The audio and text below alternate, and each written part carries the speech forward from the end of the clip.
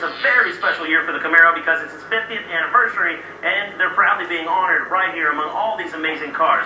But before you get too carried away showing you everything Amelia Island has to offer, let's go get Jim Grundy involved. He's a great tour guide. If you ever find yourself at a concours event, you have to go find Jim Grundy from Grundy Insurance.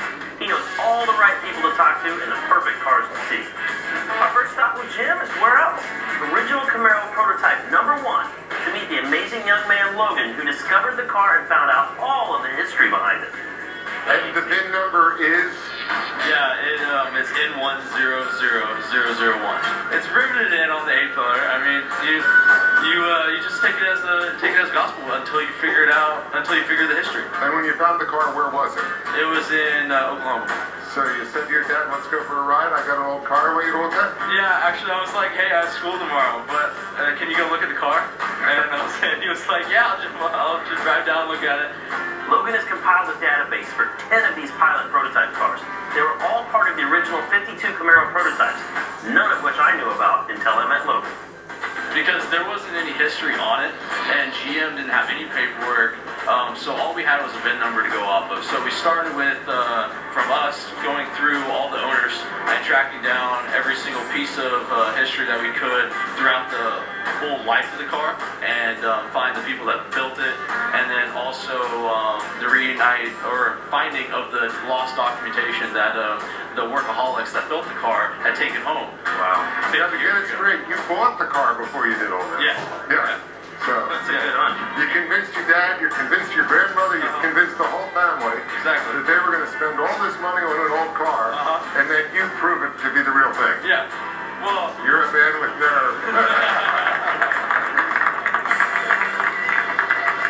So speaking of Camaros in first, this is actually the second Z28 off the line in 1967, but the first Camaro to net GM a win in the Trans Am circuit.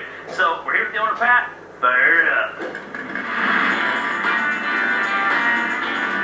Thank you for that. Yeah, this won 2 races in '67 with Mark Rupp driving it, and it won Sebring in '68. They rolled the Trans Am into the 12-hour race, so it was a 12-hour Trans Am. Wow. Mark won, and it finished third overall in the 12-hour. The car has been vintage raced every year since 1987, and Jim and I learned pretty fast that Pat doesn't mind getting a few scratches on the paint either. It's just a Camaro, and you can't crash the history out of a car. That's a good one. Yeah, definitely. You can't crash the history out of a car. I like that. This is a '69 Coco Camaro. It's the fourth one in our lineup, and that may sound familiar because you just saw the more modern version of this car, or the latest version, go down the track. But hey, it's a turnkey race car right from the factory. You can't beat that. There was so much hype that these Camaros were making by the end of 1968 that GM only slightly dropped their ban on super performance cars going out of the factory. Yeah. Now we got one. Very limited edition. I think 4 or 5 of these came out of the factory with the 427. Yeah, I'm not certain. I know it's definitely not very many. But it's a full-on factory-delivered race car. We have definitely taken a look at some amazing Camaros out here.